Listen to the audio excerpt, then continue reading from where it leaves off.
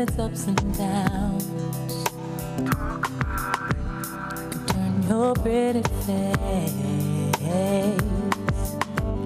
into an ugly frown. Seems that when I fix one thing.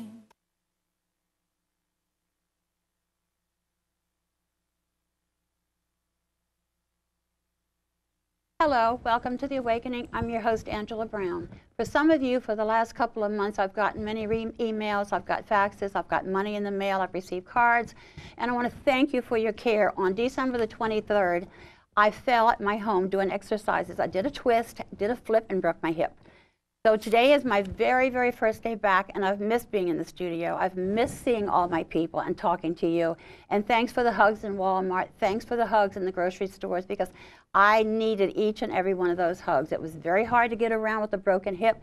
Try to walk and drag myself, sliding up and down the stairs on my butt, trying to get up and down the steps. So it's been a hard time, but today's a new day. It's a new year. It's March 3, and I'm back, and I'm going full speed ahead. My show today is going to be talking about mortgage banking, and my guest is Chuck Vodasak, who's come here today to join me. And between the two of us, we are going to be giving you the best show possible on mortgage banking. And I want to show to you, if we can get it right now, this came from the people who work here, who donated their money together and got me the best, I guess you would call it a fruit package. The fruit in it is wonderful. It's all edible fruit, and I had a ball eating all of it, along with some brandy to go with it. So everybody, thanks for your cards, thanks for your letters, and thanks for your caring, and I'm so damn glad to be back. Welcome, Chuck. Back to my first show in a long time. Well, welcome back. I was sorry to hear about your injury. Thank you. Tell me a little bit about yourself. Well, I work for PNC Mortgage. That's a wonderful bank. We certainly think so. We are one of the few lenders in the area that are expanding when the rest of the world seems to be contracting. And we focus mainly on servicing our clients to the best of our ability to their benefit. You do listen to us. I know that much up there. Oh, most certainly. Yeah, most certainly. I handle 3 of the bank branches here in the Bowie area, and I'm usually on site in each of them at least once to twice a week. Really? Well, it's very important for the client to get to know who they're actually going to be doing business with, and of course, in my vein, doing mortgages, it's one of the most major transactions that an individual is going to make in their lifetime. Isn't it nerve-wracking to do this kind of work? I'm not trying to put you on the spot. That's fine. Yeah, it is nerve-wracking, but it's something that I feel to a large degree I was born to do. I take great pride in seeing a first-time home buyer move into their first home. From start to finish. And knowing that I've had something to do with that, and then knowing that PNC's had something to do with that. Right. Because that is our major focus at this point in time, especially in the current market, is first-time home buyers have tremendous opportunities. How old do you have to be? Well, you only have to be of legal age, which would be 18 years of age. Really? You can buy a home at 18? As long as you're legally eligible, yes, you can. As long as you got the money. Well, that always helps too. There's always mom and dad. Yes, our moms and dads great. They're wonderful. You seem to enjoy what you do. Tell me a little bit about your personal life. I know you're married. Yes, I'm married, and combined between my wife and I, we have 4 children. Okay. Ages 31 to 17, 3 girls and 1 boy. Okay. My youngest is the boy, and he's a senior. He's going to be a senior next year at Severna Park High School. That's good. Straight A student, very proud of him. Oh, that's and wonderful. He plays football, which is a passion of his. My wife, Elise, we've been married now for 9 years. Okay. So you're still a honeymooner? We do it well. Actually, there's a joke going. We have actually married each other 3 times. Have you had 3 weddings? Kind of. First one was in our backyard at the home we bought before we got married. The second one was in West Virginia by a friend that's a judge up there, and the third one was right here in Anne Arundel County. My goodness. So I guess I'm due for another one soon. Really? You do it every year to keep it alive, or? No, it's just every once in a while my wife asks me if I want to marry her again. I go, of course. So you say yes? Yeah, sure. How long have you been a mortgage banker? I've been in mortgage banking since basically 2000, but I did financing prior to that in the automobile industry. Okay. There's been a lot of changes, there's no question about that in the industries. I'm concerned about, like I told you over the phone and here a little bit, about credit cards, that you have really good credit, like I've got all my life, you know, and they're taken away from me because they tell me, I think you have too much credit, and we're not sure if you ran those cards up, you'd be able to pay for it. So they snatched my cards. I blame this on the banking mortgages because the people who have gone in with no money, like I told you on the phone, have no credit, but they still got $1 million house, and I don't have my credit cards. Well, in that instance, the mortgage end of it and the credit card end of it are two completely and absolutely separate entities. Really? Mm-hmm. And I've been blaming the credit card people on this. Well, the banks as a whole have to make their own policies and their own decisions in that.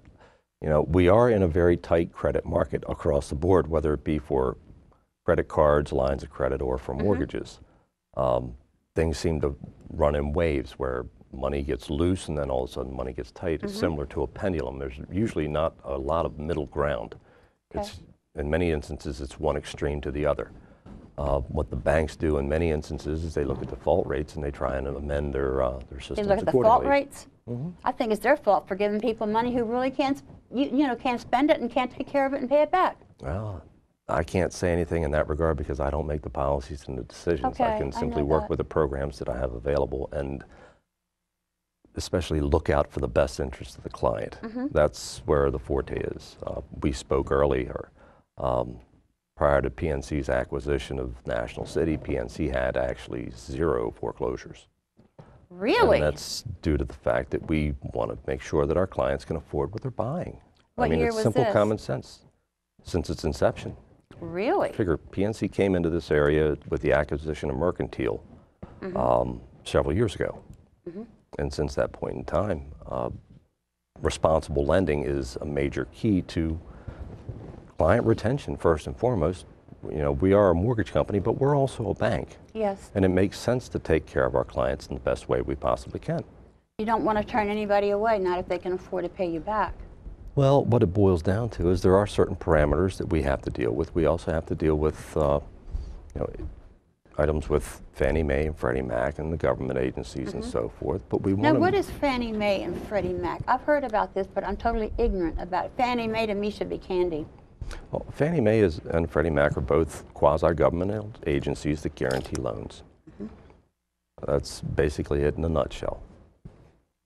You know, many investors will actually sell the loans to Fannie Mae and Freddie Mac, and then they're serviced by other companies, and Fannie Mae and Freddie Mac hold the notes or hold the paper. Okay.